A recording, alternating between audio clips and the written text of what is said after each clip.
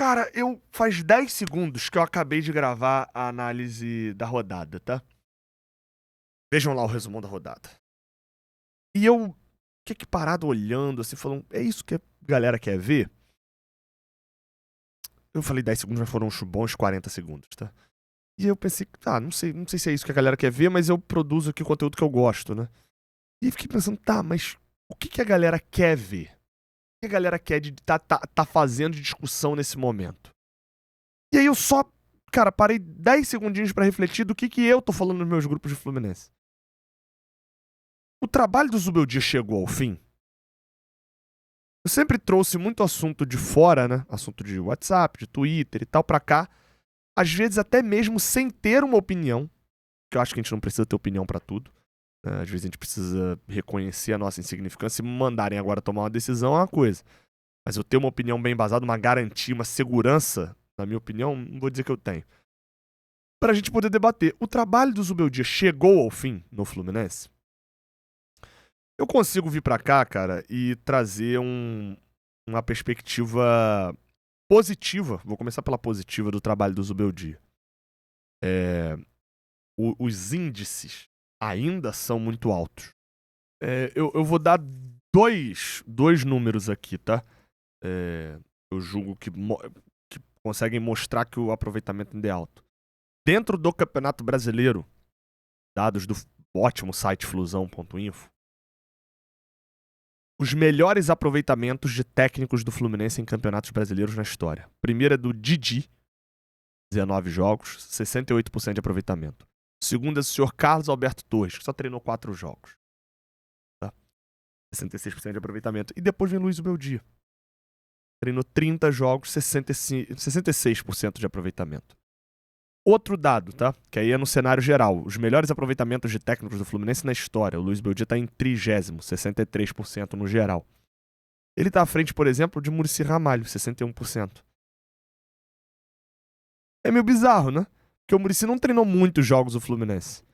Por exemplo, o Abelão tá atrás também, mas o Abelão treinou 350 jogos, né? 352. O Muricy não, o Muricy treinou praticamente o mesmo número do Zubeldia, 54 o Muricy, 46 o Zubeldia.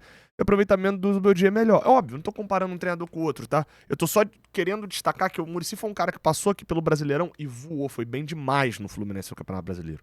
Deu um título brasileiro pra gente, tá? Ou a gente deu mais um pra eles, né? Pra ele. O meu ponto é só que, assim, quando a gente olha os números gerais, os números ainda são bons. Quando a gente olha pra dentro de campo, o cenário atual é um pouco mais problemático. E aí eu acho que é a visão mais negativa. O mesmo cara que tem esse aproveitamento alto e tem esse aproveitamento alto no Brasileirão e no geral, com uma fase ruim, o Fluminense está em crise nesse momento. Esse mesmo cara não consegue acertar mais a escalação. A aparência que dá, quem dirige acho que vai se identificar muito, é que o Zubeldia tentou sair da via expressa ali pra cortar um trânsito, alguma coisa, e entrar por dentro da cidade, e ele se perdeu. E ele tá pegando esquerda, direita e nada de conseguir voltar pra via expressa. Não sei se alguém já passou por isso em tempos de Waze e Google Maps, né? Mas aí trilha e etc. Esquerda não, pegar a esquerda aqui, a contramão e tal. O time começou a oscilar e ele não conseguia encontrar substitutos no banco. Aí o time começou a lesionar. E ele não consegue encontrar formas de jogar sem Martinelli, sem Lúcio Acosta, sem Canóbio. Ué, Canóbio tá aí, Gabriel. Mas o Canóbio tá aí mesmo. Ano passado, o Zubeldia pegou uma sequência gigantesca com um meio de campo formado por Lúcio, era Martinelli e Hércules, né? Martinelli e Hércules, Lúcio, Canóbio, Serna e qualquer um, né? No geral, Everaldo. A fase do Canóbio e do Serna era boa. O Lúcio voando, Martinelli e Hércules jogam muito bem. Deu mole na semifinal da Copa do Brasil, né? No jogo de ida, principalmente aquele gol no final. O jogo de volta entrou e ganhou de 1-0, perdeu nos pênaltis, aí a questão de pênalti é outra história. A gente tinha uma expectativa pra esse ano. Aí o que acontece? Os dois pontas oscilam pra baixo. Mas fomos no mercado e buscamos um outro ponta que não tá oscilando. O Savarino tá ainda 100%. Então salvou uma situação. Centroavante, o nosso mete gol todo jogo. Não meteu contra o Inter, mas tem metido gol todo jogo. Fomos buscar um de 13 milhões de dólares. 13 milhões de dólares. E recuperamos um outro da casa. O Lúcio a gente não trouxe banco. E ele, pelo visto, não quer mais usar o Ganso. Decidiu não usar mais o Ganso. O Ganso não ter aparecido em campo nesse jogo contra o Internacional, acho que dá um pouco a tônica.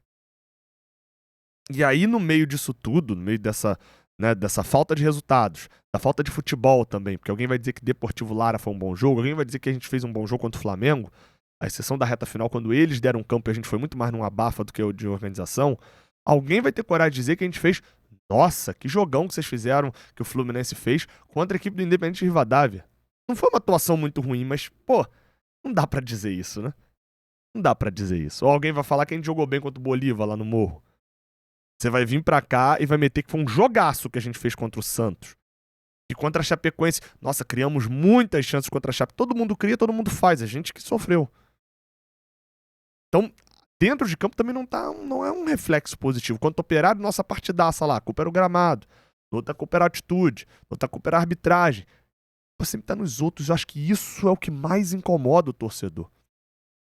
Eu de verdade eu não entendo por que o treinador não senta ali na mesinha da coletiva e abre falando, gente, a gente tá tentando, não estamos conseguindo, mas a gente vai conseguir. Vou tentar trazer algo novo. O que eu fiz até agora, algumas coisas funcionaram, outras nem tanto. Eu entendo a raiva do torcedor, também tô com raiva, quero resolver essa situação. O que eu tentei não deu certo, teve coisa que deu certo, mas pô, na hora H acabou dando um problema. Tem coisa que deu certo, apesar do jogo ter dado errado. Ao invés disso, o meu dia foi para outro caminho. E esse outro caminho, ele meu amigo, é apostar tudo numa mesa de pôquer. É all in. No vai barrar. No vai barrar. Lembra do Ramon Dias batendo na mesa e falando que o Vasco não vai cair? Salvou. Mérito do cacete pra ele e tal. Beleza, de fato, salvar o Vasco é uma coisa que merece muito mérito. Depois não funcionou no Corinthians e etc. E tá aí, ó, Internacional. Quando um treinador faz esse tipo de coisa que o Zubeldia fez na última semana, de nós vamos classificar. Tá, mas como? Por que você acredita tanto nisso? O que você tem de... Não, eu acredito porque eu tenho fé. Tá. Mas e dentro de campo, o que você tá... Você tem essa garantia da classificação? Não, porque eu acredito. Tá. Mas acreditar faz parte do torcedor. Eu entendo o torcedor que tá pensando, tá bom, Zubeldia, eu sei que você acredita, você tem que acreditar. É óbvio que você tem que acreditar. Se você não acreditar, na hora você nem viajava pra ir. Agora, eu que tenho que acreditar só. Mas me faz acreditar, né? Me faz acreditar que dá pra passar de fase na Libertadores. Fluminense, em 2021, só demitiu o Roger Machado após a eliminação do Barcelona de Guayaquil. O Fluminense no Campeonato Brasileiro estava na parte de baixo, acho que era 15º, talvez. Se eu não me engano, era isso. O Fluminense de 2022 não demitiu o Abelão após a eliminação da Libertadores, mas demitiu após a virtual eliminação da Sul-Americana, quando a gente empata em casa com a União de Santa Fé.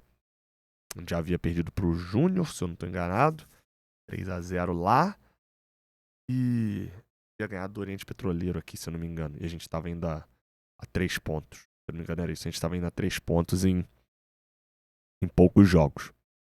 Em 3 jogos. Tava indo tinha 4 pontos em 3 jogos, mas só passava o primeiro, né? E ali naquela virtual eliminação na Sul-Americana, o Abelão ia ser mandado embora, acabou falando que ia pedir demissão também, saiu como um acordo. Em 2023 e 2024 a gente passou direto, mas só mandou embora o Diniz quando olharam para um lado e olharam para o outro e falaram, gente, olharam pro alto e falaram, eu tô vendo o 19º. É a pior campanha, quando se tornou totalmente insustentável. Com o Diniz fazendo uma das escalações mais bizarras que eu vi na minha vida, naquele 0-1 com o Flamengo, gol de pênalti lá, sofrido pelo Bruno Henrique. O Fluminense só demite treinador quando chega no limite. E o problema disso é que desgasta demais. Qual que é a vantagem disso? É que às vezes você não comete erros. Eu, por exemplo, eu sou pouquíssimas vezes eu sou a favor de demitir treinador, tá? Acho que quem já viu aqui já percebe, né? Não dá pra acreditar, pondero. O Odair Hellmann, eu cravei. Fluminense, se não mandar o Odair Hellmann depois desse empate aqui com o Palmeiras, não tem presidente. Acertaram. Eu tava errado naquela lá. O Daí vai sair só depois porque ele quis e com a gente no G6. Tem seus acertos nisso também. Por outro lado, a Libertadores, o Mano Menezes esperaram 15 dias de paralisação da data FIFA para em 13 minutos contra o Fortaleza lá no Castelão olharem um pro outro e falarem assim, tem que demitir. Esse um pro outro é o Mário olhando pro espelho, tá? Tem que demitir. 13 minutos, quando tomou 1-0 e tira o Serna. Jogaram fora vários dias. Então assim, eu fico muito preocupado com esse jogo de quarta-feira. Eu não quero jogar Sul-Americana, gente. Não quero nem... Aliás, eu não quero ter que achar maneiro jogar Sul-Americana. Com medo de ficar em quarto nesse grupo. Não quero isso. O meu dia vai precisar tirar um coelho da cartola na quarta-feira. Fazer e ganhar de um time que tá ganhando de todo mundo, fora de casa, pra frase dele começar a fazer sentido. Até agora ele só falou que vai classificar. Não falou como.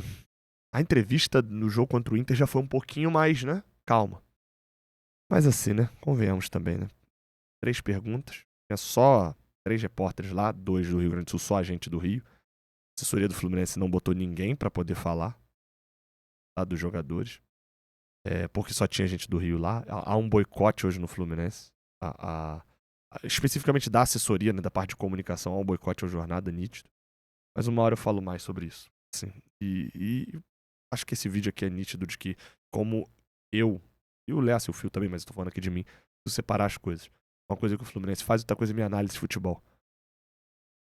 Eu quero saber de você. O trabalho do meu dia chegou ao fim? Acabou o trabalho do Zubeldia no Fluminense? Você demitiria antes de quarta-feira? Eu particularmente, que, meu amigo, já deu merda. Se vai dar merda, já deu merda. Não tem o que fazer. Demitir agora. Segunda-feira, com todo mundo dormindo lá em Porto Alegre. Pra treinar na segunda. Pra demitir o Zubeldia antes do jogo de quarta. Na verdade, eu não sei se vai resolver a situação, não. Não é aquela demissão do Marcelo Oliveira em 2018. Que foram buscar o Fábio... Até o nome agora do cara. Fábio Moreno. Foram buscar lá o Fábio Moreno. De quinta noite, buscar o cara pra poder salvar a gente do rebaixamento no domingo. Não acho que seja esse caso, não. Então, assim, eles já tomaram uma decisão. Acho que o jogo de quarta-feira... O jogo de quarta-feira ou dá uma sobrevida pro Zubeldia, então acho que ele volta da Argentina só pra buscar a mudança. Vamos ver como é que vai ser. Se inscreve, deixa o like. Até a próxima. Valeu.